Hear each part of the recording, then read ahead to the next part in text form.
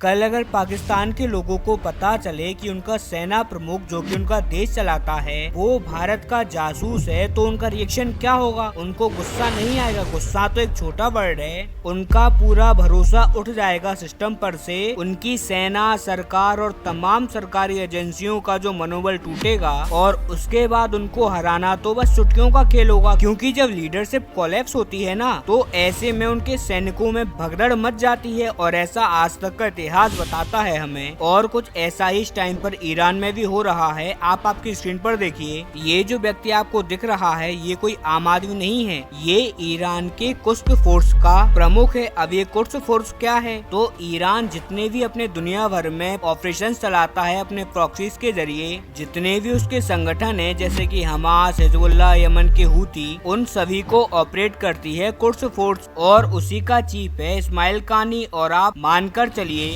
कि पिछले एक साल से जो युद्ध चल रहा है इजराइल और हमास के बीच में, इस पूरे युद्ध में हमास और हिजबुल्लाह जो भी कार्यवाही करते हैं, उनके लीडर जो भी डिसीजन लेते हैं, उन्हें वो करने से पहले इस्माइल कानी की सिग्नेचर की आवश्यकता होती है। उसके बिना वो कुछ भी नहीं कर सकते और यही कारण है कि इस व्यक्ति को ईरान का सबसे ताकतवर व्यक्ति भी कहा जाता है। लेकिन अब आप हैरान हो जाओगे ये जानकर कि इस व्यक्ति को अब गिरफ्तार कर लिया गया है और इसे एक खुफिया लोकेशन पर ले जाकर इससे पूछताछ की जा रही है ईरान की खुफिया एजेंसी के द्वारा। क्योंकि इसके ऊपर शक है कि ये व्यक्ति इजराइल की खुफिया एजेंसी मोसाद के साथ मिला हुआ है।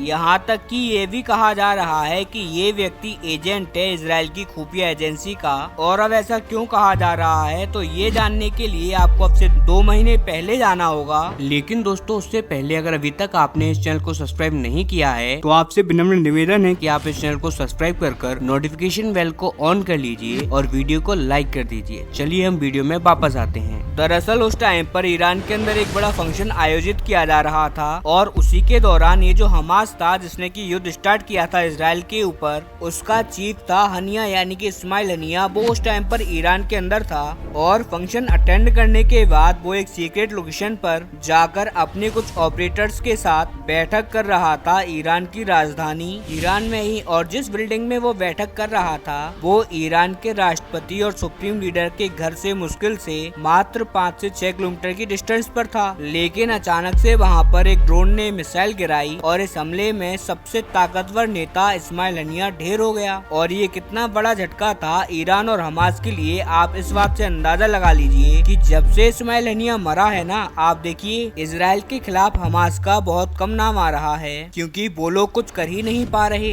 लिटरली वो लोग मैदान छोड़कर भाग चुके हैं। ये इतना बड़ा ऑपरेशन था इजराइल का। अब उसके कुछ ही दिनों बाद हिजबुल्लाह युद्ध में उतर आया इजराइल के अगेंस्ट। लेकिन हिजबुल्लाह के युद्ध में आते ही उनके साथ भी ऐसी ही घटना घटने लगी। उनके जो कमांडर थे, उनके जो बड़े बड़े लीडर थे, वो सभी लोग भी एक एक कर ढेर होने लगे। और वहीं हैरानी की बात तो ये थी कि ये सभी लोग अरब के अलग अलग देशों में छुपे हुए थे, वो भी बहुत ही सीक्रेट लोकेशन पर। इसके बावजूद इनकी लोकेशन अचानक से इजराइल को मिलने लगी और इजराइल ने इनको मारना स्टार्ट कर दिया। और आज हालात तो ये है कि हिजबुल्लाह की 90% लीडरशिप खत्म कर चुका है इजराइल। यहाँ तक कि हिजबुल्लाह का मुखिया नसरल्लाह वो भी मारा जा चुका है। इसके बाद जो उनका नया चीफ बना उसे तो मात्र 18 घंटे के अंदर ही मार दिया गया। सीरियसली उसको तो कार्यभार ही संभालने नहीं दिया गया। और अब जो तीसरा बना है वो बेचारा भागा भागा घूम रहा है क्योंकि उसे भी कभी भी निपटा सकता है इजराइल। लेकिन अब क्वेश्चन ये है कि ये सभी लीडर जिन्हें आज तक इजराइल छू भी नहीं पाया था, ये सभी लोग अचानक से मरने कैसे लगे। इसीलिए ईरान ने अपनी सेना के अंदर एक सीक्रेटिव जांच शुरू करी और इस इन्वेस्टिगेशन के तार इस टाइम पर जुड़ रहे हैं इस्माइल कानी से।